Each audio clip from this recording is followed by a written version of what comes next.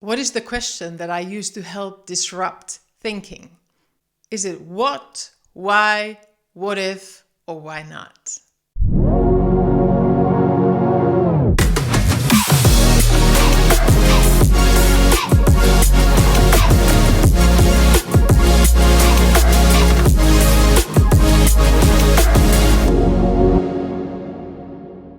As coaches and leaders, we all find our favorite questions that make the magic happen the most quickest and powerful way. Some questions are like dead ends, or they bring you into a looping narrative from where you don't really know your way out.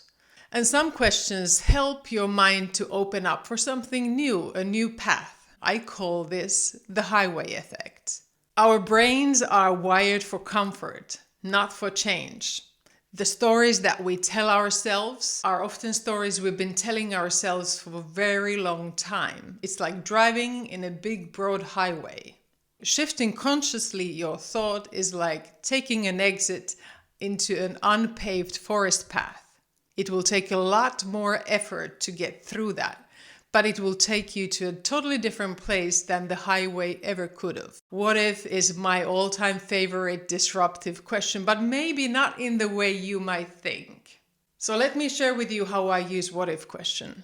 After I've done a whole lot of defining with my what questions, I typically ask, what is the most vulnerable and brave what if question you need to ask yourself to disrupt the pattern? And this is almost like inviting them to take the exit from the highway, and not only to take the exit, but name the exit. I don't tell them what the what if question is.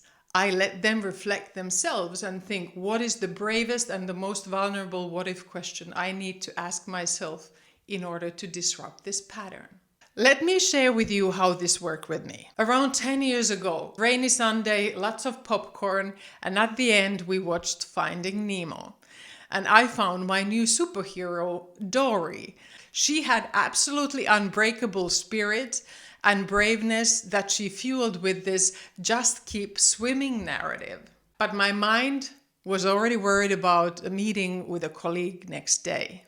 We had developed a level of tension in the meetings, and I started to feel anxious already before the meeting started. As I was doing my set of what questions to really decode my trigger, I realized I was acting like a hedgehog. Head down, spikes out, and really just protecting myself. I needed to feel safe, and that was surely not contributing to the outcome I wanted. So in order to disrupt this, I started to ask myself some what if questions. What if this person also feels as uncomfortable to come to the meeting because of me? What if this person feels criticized, judged by maybe myself or someone else? What if instead of going to the other end of the meeting room and taking my distance and protecting myself, I did exactly the opposite? What if I just kept swimming like Dory? The next day in the meeting, I directly walked next to this person, sat down, smiled, and asked about their weekend. In my mind, I kept on saying, just keep swimming, Zora.